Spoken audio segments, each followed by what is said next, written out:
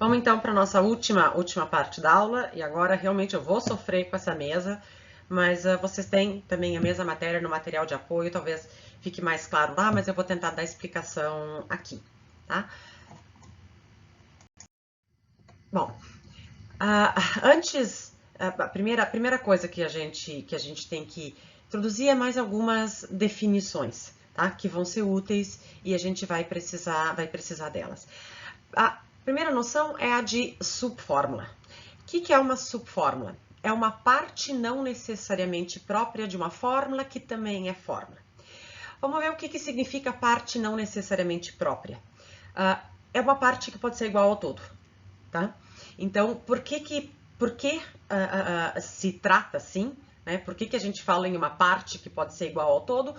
Por razões que, por enquanto, não nos interessam. Elas facilitam a vida mais adiante, por mais estranho que agora pareça falar desse modo. Tá? Então, o que é uma subfórmula? É uma parte de uma fórmula, que pode ser a própria fórmula, porque pode ser uma parte igual ao todo, né? Mas não é qualquer parte da fórmula.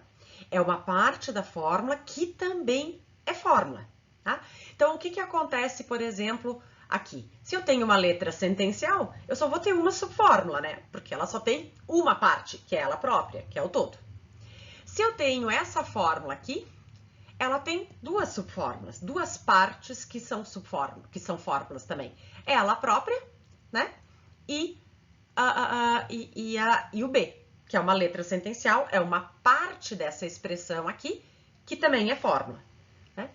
Se eu pegar essa daqui, o que eu tenho? Eu tenho ela própria, é uma parte não própria dela, que é fórmula. Eu tenho isso aqui, que é uma fórmula. Eu tenho essa aqui, eu tenho essa aqui e eu tenho essa daqui. Mas lembrem sempre, tem partes da fórmula que não são fórmulas. Se eu pegar, por exemplo, isso daqui, não é uma subfórmula dessa fórmula aqui, porque não é uma fórmula, é uma parte dela, mas não é uma fórmula, ok? Se eu pegar essa fórmula aqui, né, agora eu já vou ter um número maior de subfórmulas. Depois, nosso próximo passo, quase o próximo, vai ser ver um algoritmo para encontrar as subfórmulas de uma fórmula, mas se vocês quiserem dar um pause no vídeo e olharem com calma, vocês vão, acho que só olhando, perceber que eu tenho essas subfórmulas aqui e só essas partes são subfórmulas dessa fórmula aqui, tá? Então, o que é uma subfórmula de uma fórmula? É uma parte eventualmente igual ao todo, que também é fórmula.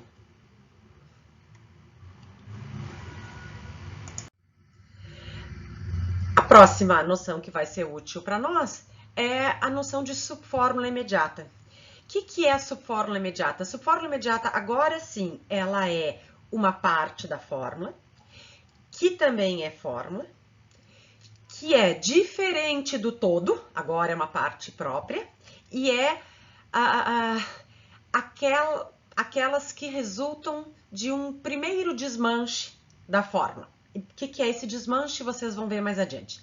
Por enquanto, a gente pode definir, né, a fórmula desse jeito. A gente pode usar a definição de fórmula para saber quais são as subfórmulas. Vocês devem lembrar, pela definição de fórmula, o que eu tenho? Eu tenho letras sentenciais, são fórmulas atômicas. As fórmulas atômicas não têm subfórmula imediata. Por que elas não têm subfórmula imediata? Porque elas não têm subfórmula própria, elas não têm parte delas diferente do todo que seja a fórmula. Então, fórmulas atômicas não têm subfórmulas imediatas. Os outros tipos de fórmula que a gente tem, a gente viu pela cláusula 2, eram desse tipo aqui, desse tipo aqui, né? Desse tipo aqui. Ops. Ixi, só um pouquinho.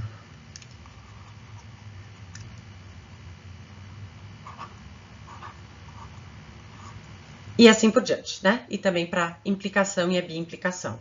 Ora, o que acontece? As subfórmulas imediatas de uma fórmula que começa com esse sinal vai ser o que vem logo depois. A subfórmula imediata de algo que tem esta forma vai ser o que está do lado de cada lado do conectivo associado ao parênteses principal, ao parênteses que abre. A gente vai vendo isso com mais calma, como é que isso funciona, tá? Então, o que eu vou ter? Eu vou ter que essa aqui não tem subfórmula própria, né? Essa aqui tem o B como subfórmula própria. Essa aqui, como ela começa com esse sinal de negação, a subfórmula imediata, de acordo com essa definição, é tudo que vem depois. Portanto, é isso daqui, tá? Se a fórmula começa com parênteses, as subfórmulas imediatas são aquelas que estão de cada lado do conectivo binário daquele parênteses. Se vocês olharem para a nossa definição, vocês vão ver que os nossos parênteses, eles são heterossexuais, monogâmicos e com filho único. O que isso significa? Dada a definição de fórmula, eu sempre vou ter um número igual de parênteses que abre e que fecha, e eu vou ter tantos pares de parênteses quantos conectivos binários, tá? E para cada parênteses, eu tenho associado um único conectivo binário, eu tenho como saber qual é o filhote de cada par de parênteses.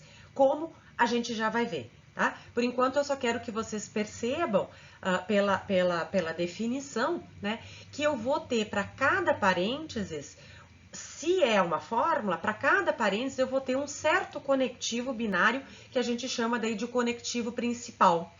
Nesse meu exemplo aqui ainda está razoavelmente fácil de ver qual é o filhote dos parênteses principais, né? O parênteses que abre e que fecha, tem que ser esses mais externos, porque tem que se encaixar em uma das fórmulas ali da definição de fórmula, né?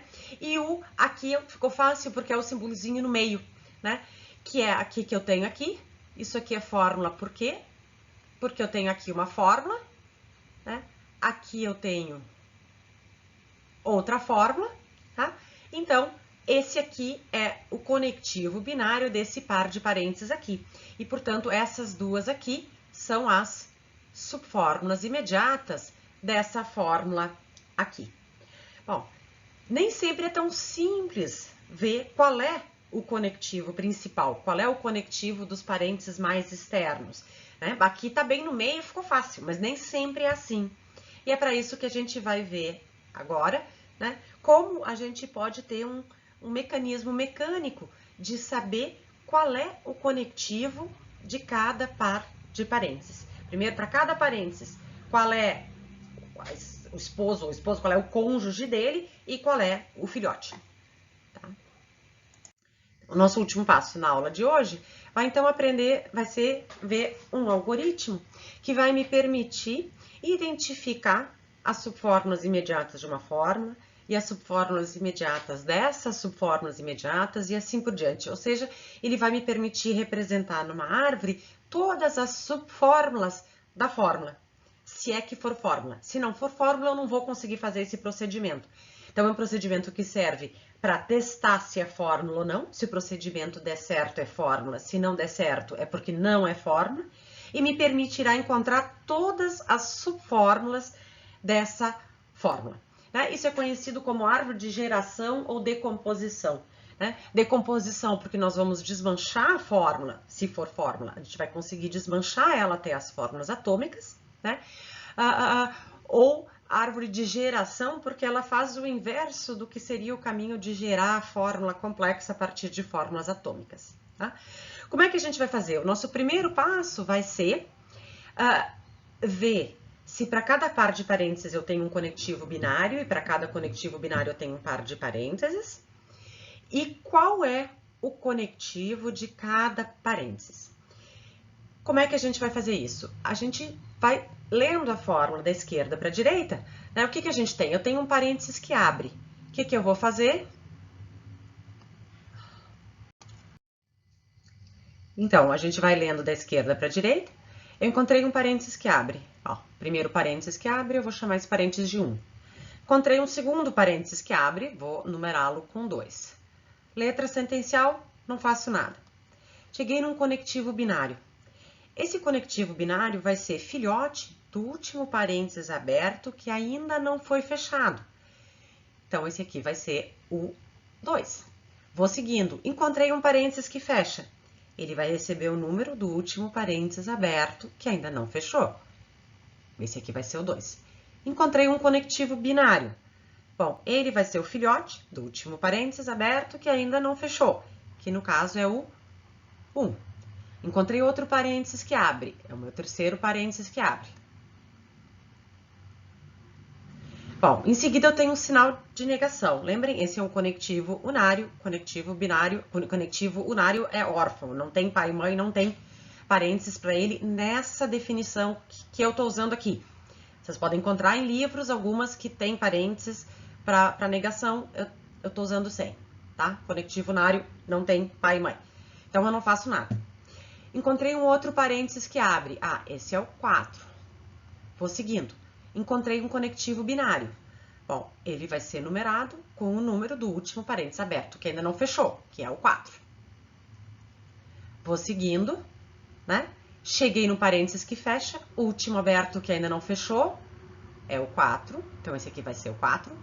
Vou seguindo, conectivo binário. Qual é o último parênteses aberto que ainda não fechou? É o 3. Tá? Cuidado, eu tenho o 1 também aberto, mas eu primeiro tenho que fechar o 3. Então, esse aqui vai ser filhote do 3. Então, aqui vai ser o 3. Encontrei um parênteses que fecha, o último aberto que ainda não fechou é o 3, mais um parênteses que fecha, o último aberto que ainda não fechou é o 1. Tá? Se for... Isso não garante que é fórmula.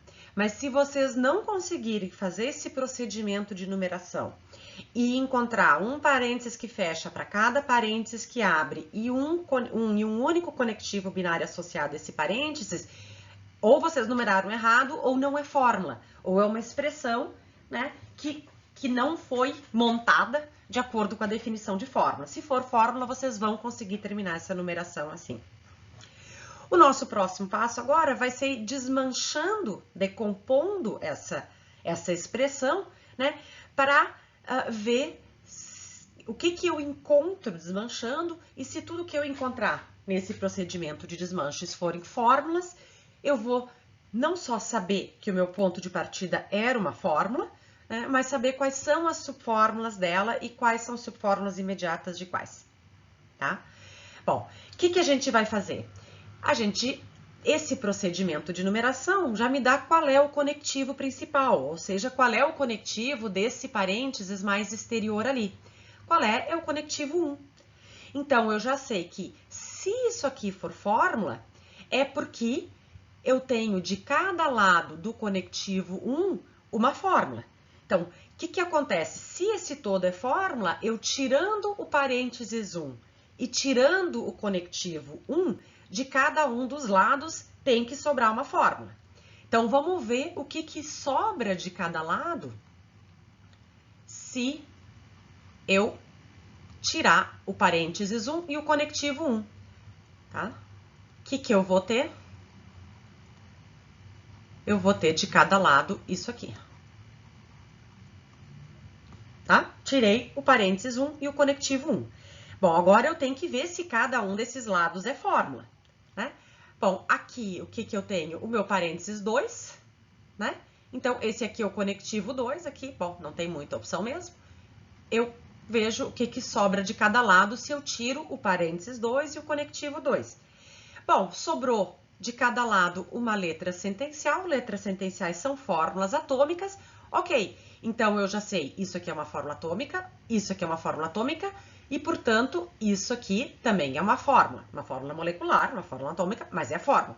Bom, mas para o grandão lá em cima ser fórmula, tem que desse outro lado aqui também ter fórmula.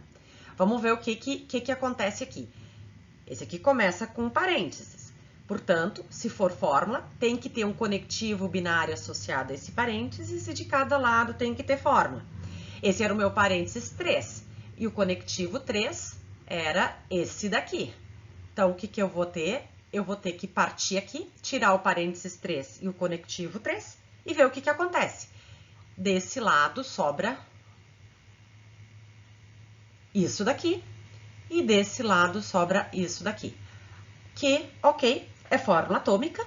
Vamos ver se o que tem desse outro lado aqui é ou não fórmula. Começa com sinal de negação. Pela nossa definição de fórmula, se começa com esse sinalzinho aqui, para ser fórmula, o que vem depois desse sinal tem que ser fórmula. Então, vamos tirar aquele sinal fora e vamos ver o que sobra. Tá? Muito importante, nunca se esqueçam, tá? Que a negação ele é um passo, eu tenho que dar esse passo aqui, eu não poderia quebrar aqui. Porque se eu quebrar aqui, se eu fizesse isso aqui, deixa eu fazer. Espero que eu não vou fazer muita bobagem. Se eu fizesse isso aqui, né? Com certeza algum de vocês vão tentar fazer, porque a gente sempre faz isso no começo, ia estar errado. Por que ia estar errado? Porque eu vou estar pulando uma etapa da árvore, e é importante eu não pular essa etapa para eu ter consciência, para eu perceber todas as subfórmulas da fórmula e compreender adequadamente a sua estrutura. Ok?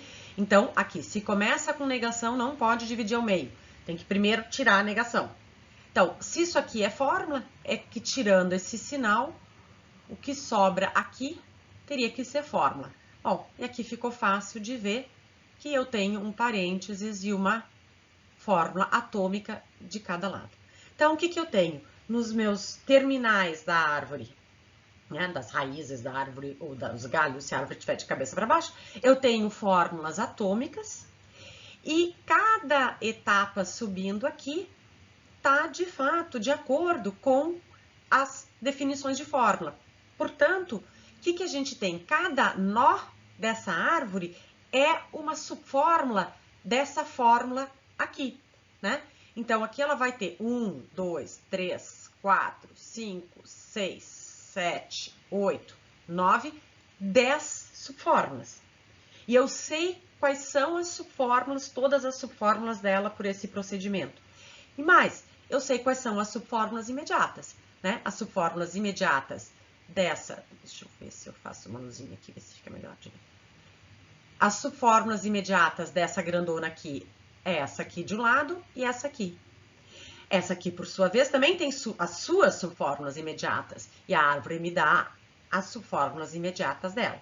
E assim por diante. Tá? Então, a árvore de decomposição é uma maneira de verificar se uma expressão é uma fórmula, porque se não for fórmula, você ou vai dar errado na hora de numerar, ou se der errado na hora de desmontar, vai chegar um momento que vocês não vão conseguir desmontar de acordo com a definição de fórmula, ou vão chegar no fim em alguma coisa que não é fórmula atômica. Se vocês conseguirem fazer todo esse procedimento e chegarem em fórmula atômica, é porque o ponto de partida era uma fórmula e a árvore nos dá todas as subfórmulas da fórmula. Ok? Com isso, então, a gente conclui essa primeira aula, né?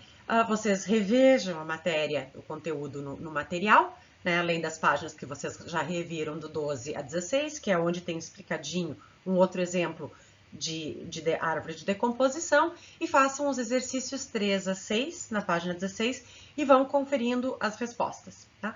Além disso, vocês podem agora se juntar e fazer, entregar o trabalho 1, né? Façam ele em conjunto, resolvam dúvidas entre vocês e me entreguem o trabalho no prazo fixado no Moodle, ok?